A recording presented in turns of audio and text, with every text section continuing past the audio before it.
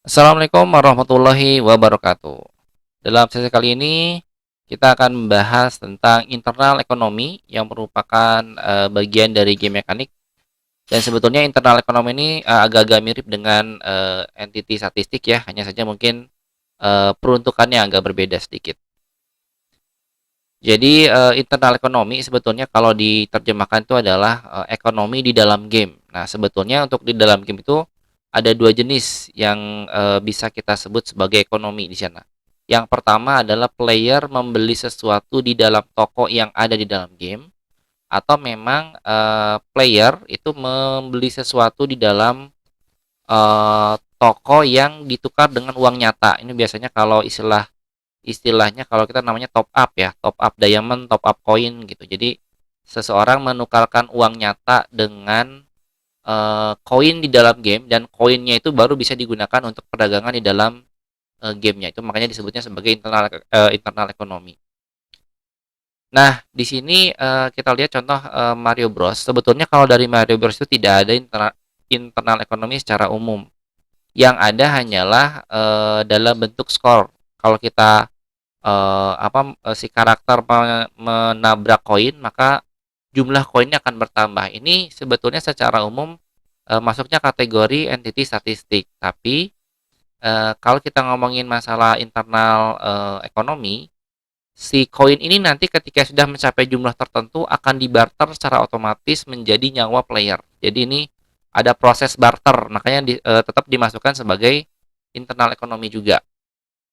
Terus salah satu item lagi di sini misalnya ketika ada jamur, karakternya si Mario pada saat nangkap jamur dia akan berubah menjadi besar. Ini adalah item yang bermanfaat bagi player sepanjang game. Jadi ini pun bisa disebut sebagai internal ekonomi karena benda-benda yang berpengaruh terhadap jalannya permainan. Terus untuk Zelda ini mungkin yang contoh klasik dari penerapan ini ya, penerapan internal ekonomi. Jadi berbeda dengan game-game sejenis pada zamannya. Zelda itu pada saat kita pengen punya health point atau health point potion, itu dia harus punya botolnya dulu. Nah, ini menarik sebetulnya. Jadi si Zelda itu harus nyari botolnya dulu, botolnya botol kosong, kemudian datang ke tukang dagang, "Pak, saya pengen beli potion dong. Ini saya punya botol kosong." Nah, coba ya ceritanya dimasukin lah si obatnya gitu ya ke dalam botol. Jadi Zelda ini nggak akan bisa memiliki obat untuk menyembuhkan HP kalau dia nggak punya botol. Nah, ini suatu konsep internal ekonomi yang pada zamannya ini sudah dilakukan oleh Zelda. Untuk yang agak modern, konsep dari internal ekonomi bisa kita lihat pada game-game versi tahun berapa ya? 90-an mungkin ya, sudah mulai ada. Di sini kita mulai ada namanya store atau istilahnya dulu mall, item mall namanya ya, item yang dibeli di mall. Mallnya mall di dalam game. Jadi di sini sudah ada transaksi dengan uang nyata. Jadi karakter harus menggunakan uang di dunia nyata ditukar sama diamond supaya dia bisa beli sesuatu di dalam game. Ini contoh di Ragnarok Online. Terus di Genshin Impact juga ada. Ini kalau di Genshin Impact namanya kristal. Jadi kita top up nih, misalnya contoh ada top up Rp16.000, kita akan dapat 60 kristal.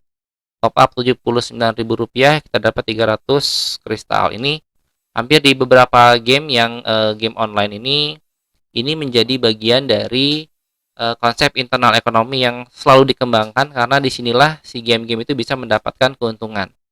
Mobile Legends, Free Fire, Valorant, hampir semua rata-rata sudah menggunakan konsep ini. Jadi menukarkan uang di dunia nyata menjadi currency atau mata uang di dalam game. Jadi tugas Anda sekarang dalam proses pengembangan gamenya, silakan coba Anda buat sebuah skenario bagaimana Anda menerapkan internal ekonomi di dalam game Anda. Karena dari 9 mekanik game ini, internal ekonomi merupakan pondasi utama agar game Anda bisa sustain secara finansial. Jadi kalau internal ekonominya gagal, artinya game Anda tidak bisa digunakan untuk menghasilkan keuntungan. Jadi ini silakan Anda diskusikan dengan teman-teman Anda dan tuangkan hasil analisisnya, tuangkan planningnya di dalam bentuk dokumen. Kira-kira itu yang dapat saya sampaikan pada sesi kali ini. Terima kasih banyak atas perhatiannya. Assalamualaikum warahmatullahi wabarakatuh.